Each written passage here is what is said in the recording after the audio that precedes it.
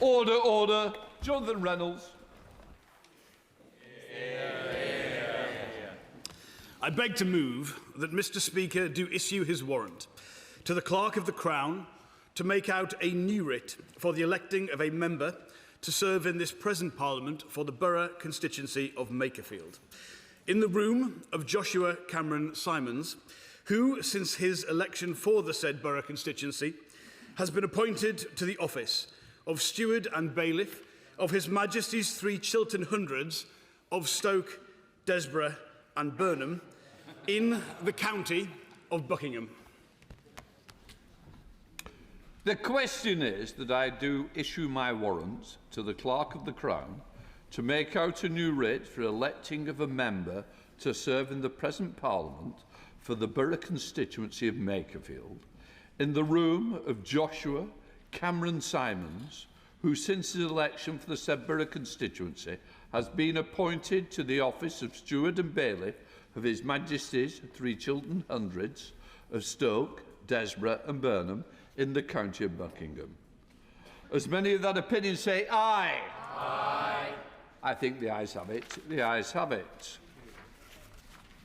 Amazing speech and lovely introduction. It's good to join you at the Great North Summit to reflect on the progress we've made together in the last decade, our first decade of devolution in the North, and also to set new ambitions about where we go in the next decade. We are the Great North.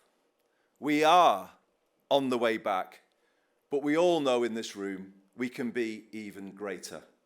And that's what we're going to be. That's our mission, to make it so, to revive it, re-industrialise it, and celebrate that newly resurgent north of England in the spotlight of the world's attention at the 2040 Olympic Games. Where are you, Brendan? No pressure, but we're counting on you. In my view, the time has come for a much bigger debate about how politics needs to change if it is to work properly for the north of England, because it doesn't. It doesn't. And this is what we've got to focus on. People are losing faith in politics. More than anything, that's what people's votes were saying on Thursday, the 7th of May. They deserve a bigger response than politicians have given them before. And that's what I intend to provide in this by-election like no other.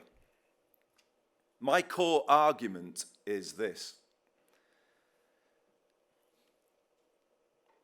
Britain, if you look at the last 50 years, Britain has been on the wrong path.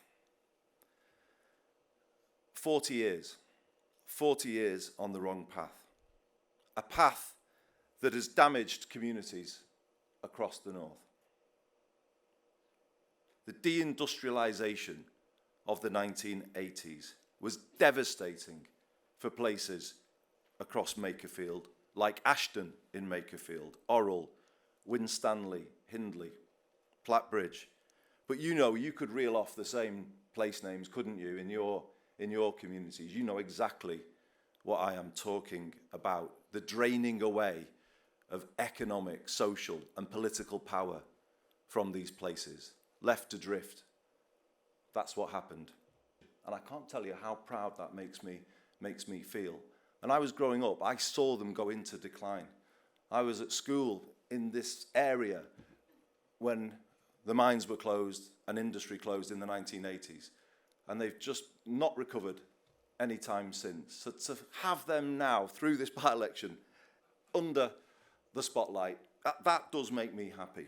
Because the people there can now rightly demand of Westminster, Whitehall, and all of the political parties, what are you going to do for us? And they all have to answer that question now because of this by-election. And then the public will be able to choose between the answers that they are given. And that's how it should be. We're putting power back in their hands. And people need to justify what they believe to the people of these communities.